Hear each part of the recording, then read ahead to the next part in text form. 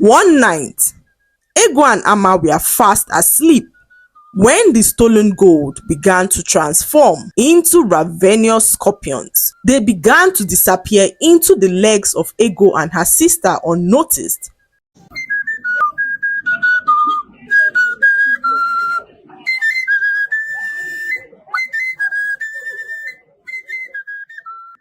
Once upon a time, there lived a girl named Ego. Ego was a very wicked and troublesome girl.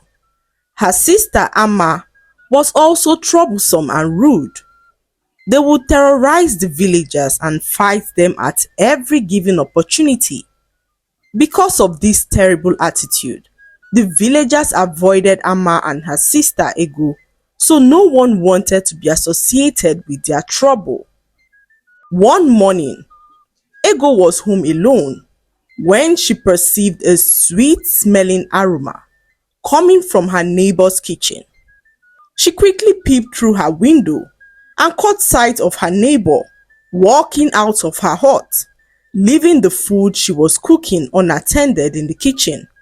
Ego snuck out of her hut into her neighbor's kitchen and stole her neighbor's pot of food. By the time her neighbor returned, the food was nowhere to be found. But what Ego did not know was that a braid from her hair fell to the ground in the kitchen. Knowing that it was only Ego whose hair was braided at the time, the neighbor approached Ego's hut, requesting that Ego returns her pot of food. Being so troublesome, Ego came out of her hut and began to fight her neighbor. They fought for a few minutes as Ego's sister returned and met them fighting. Without caring to know what transpired, Amma teamed up with her sister Ego to beat up their neighbor, who slumped and fell to the floor. "We have killed her," they said to themselves with terror in their voice. Terrified about what had just happened, Ego and her sister Amma ran away from the village for fear of being killed by the villagers, as the penalty for murder was death. Ego and her sister Amma had nowhere to go, so they wandered far away from their village in the forest to ensure that no one could find them. They walked and walked and walked till nightfall and decided to sleep in a hut that they came across deep in the forest. Tired and exhausted, Ego and her sister Amma slept like a log of wood. By morning, they woke up to the sight of a blind old woman who sat next to them in the hut. Ego and her sister were terrified at the sight of the old woman. They tried to sneak out of the hut as they noticed that the old woman was blind, but the woman spoke up and told them that she had prepared a delicious pot of soup and would love them to join her before they leave. Ego and her sister Amma were delighted to hear this as they were famished. They joined the old woman to eat the delicious pot of soup, and whilst they were eating, Amma spoke up as she pleaded with the old woman to allow them stay in her hut for a while. The old woman smiled and said to them that she would allow them stay on the condition that they never take anything from her hut. She explained to them that everything they see in her hut, no matter how small it was extremely valuable to her. Ego and Amma looked at each other as they promised the old woman never to go against her wishes. For days, Ego and her sister lived in the old woman's hut. The old woman would usually leave the hut early in the morning before they woke up from sleep and would return late in the evening. This she did every day until one fateful evening when Ego and her sister noticed that the old woman did not return. They waited up till late for her, but the old woman was nowhere to be found. Could it be that she is dead? Ego said to her sister, who shrugged in confusion. Ego and her sister then began to ransack the old woman's house. To their greatest surprise, they saw a pot full of gold, and opened their mouths in shock as they had never seen anything like it in their entire life. Ego and her sister eloped with the gold that night. They feared that the old woman would return before sunrise, so they packed up the gold and ran away from the old woman's hut that same night. They walked till it was sunrise and got to a small village close to the Rocky Mountains. The inhabitants of the village were kind and friendly as they welcomed Ego and her sister, not knowing the atrocities that they had just committed. Ego and Ama introduced themselves to the villagers as wanderers seeking a new home, and the villagers, unaware of their past, allowed them to settle in their village. Ego and Ama, now with the stolen gold, began to live a lavish lifestyle in the village. They bought gifts for the villagers, feigning generosity, and soon became the talk of the village. However, what they did not know was that the gold held a curse that Ego and her sister never saw coming. One night, Ego and Ama were fast asleep when the stolen gold began to transform. In the darkness, the gold transformed into ravenous scorpions with a sharp venomous stinger. The scorpions crawled out of the pot and silently approached Ego and her sister Ama. As the scorpion neared where they slept, they began to disappear into the legs of Ego and her sister unnoticed. Unknown to Ego and Ama, the curse embedded in the stolen gold had now become a part of them. The next morning, Ego and Ama woke up feeling a strange sensation in their legs. It was as if something was crawling beneath their skin, but they brushed it off, thinking that it was only their imagination. As the days went by, the sensation grew more vivid as the pain intensified. The scorpions were now invisible to the ordinary eye, as only Ego and her sister could see and feel their movements. They tormented Ego and Ama by crawling relentlessly through their legs, causing excruciating pain that only they could feel. Desperate for relief, Ego and Ama sought the help of several herbalists in the village. However, none could diagnose their ailment as the scorpions remained unseen. The villagers began to suspect that Ego and her sister were cursed and began to avoid them like a plague. Feeling so isolated, Ego and Ama remembered the blind old woman's warning about never taking anything from her hut. It was then that it dawned on them that the curse was a consequence of their greed and betrayal.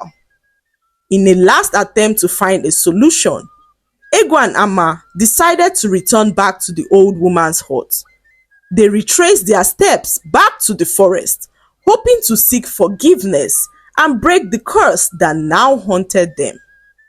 As they reached the old woman's hut, the scorpions in their legs intensified their torment. However, when they arrived at the old woman's hut, they realized that the hut was empty, with no sign of the old woman. Ego and Ama, now desperate, cried out for forgiveness, promising to right their wrongs. They waited till nightfall, but the old woman never returned. Unsure of what to do, they decided to wait through the night, hoping that the blind old woman would appear and lift the curse that had become an unbearable burden. As the night grew darker, Ego and Ama heard a faint voice carried by the wind. It was the old woman's voice which said, "You have stolen what was most precious to me, and the curse you carry is a reflection of the darkness within your hearts." Ego and her sister were so terrified as all they could hear was a voice. They pleaded with the old woman to forgive them for going against her wishes, and the old woman replied saying, "To break the curse, you must journey into the depths of your soul and confront the shadows that linger. Ego and Ama were confused as they were unsure of what the old woman was talking about. They decided to return back to the village where they now lived, but when they got to the village, they noticed that the once kind and hospitable people were now hostile towards them. They stopped Ego and her sister from entering their village as they called them cursed. Their village was now raided by scorpions, so when they inquired with their gods, the gods revealed to them that Ego and her sister Ama were behind the evil cause of scorpions. The villagers then decided to send Ego and her sister away so as to break the curse of scorpions. The sisters, left with nowhere to stay, decided to return back to their own village as that was the only option they had left. A powerful woman who had the power to save them from the torment of the scorpions lived in their village, so they made up their mind to return. When they arrived their village, they were filled with so much fear. They then approached their hut and realized that their neighbor was still alive. Ego and Ama quickly rushed to apologize to their neighbor for all they had done wrong. They also apologized to other villagers that they had wronged in the past and decided to now pay a visit to the powerful woman for healing. When the powerful woman saw them, she smiled and said, "Your journey has brought you back to where the roots of your darkness lie. The scorpions that torment you are not just venomous creatures. They are manifestations of the pain and suffering you have caused others.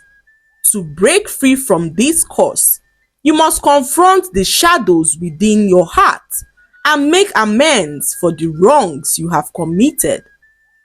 Ego and Ama, humbled by their experiences and also desperate for healing, willingly accepted the challenge.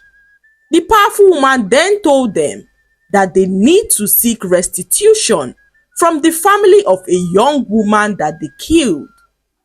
Ego and her sister looked in confusion as they revealed to the powerful woman that their neighbor was still alive.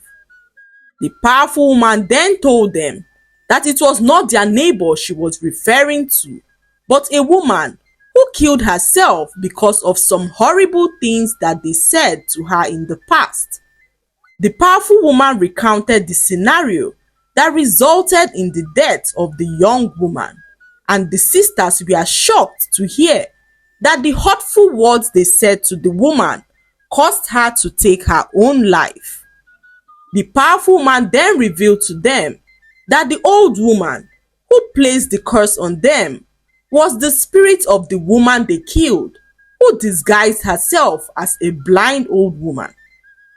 Ego and Ama were then told that to break the curse, they had to do right by the dead woman's spirit. The sisters immediately set out on their way to the dead woman's hut. They met her mother and daughter, who were still mourning her death.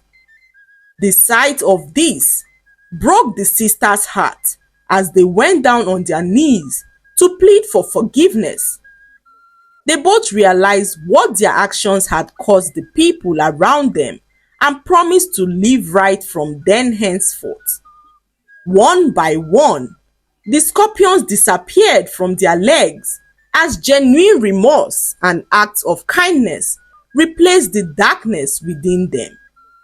That was how Ego and her sister Ama redeemed themselves from the curse that once plagued them. They dedicated their lives to repairing the damage they had caused, seeking forgiveness from the families that they had also wronged. From that day forward, Ego and Ama lived a humble life, devoted to helping others and spreading the lessons they had learned. The lesson to be learned from this story is that our actions have consequences. Watch what you say or do to others, as you never know how your words or actions would affect them. Learn to be kind to people you come across And also be considerate and honest in your dealings with others. Never take what does not belong to you, as you never know how valuable that item might be to the owner. I hope you enjoyed the story. Like, subscribe, and leave a comment. It helps us grow our channel. I'll see you in our next story. Bye.